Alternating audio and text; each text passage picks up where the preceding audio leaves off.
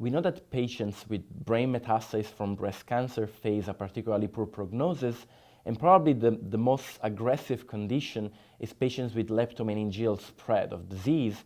These patients are usually excluded from clinical trials because of this poor prognosis, and so we have very little data on the activity of drugs in this population. To fill this gap, we designed Dato-BASE. There is a phase 2 trial, multi-cohort, for patients with either active brain metastasis or leptomeningeal disease.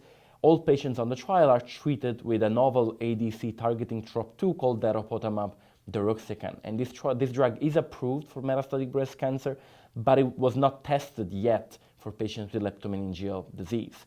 We enrolled 10 patients in the Dato-BASE trial, and what we observed is that there was a 30% linear intracranial response rate with Dato-DXd, a median PFS of about 4 months, and a median overall survival of approximately 5 months. However, overall survival reached up to 13 months among patients that had not received prior antibody-drug conjugates, which may be the population most sensitive to datopotamab deruxtecan. We also looked at neurological symptoms, and the majority of patients that had neurological symptoms at baseline developed improvement of neurological symptoms.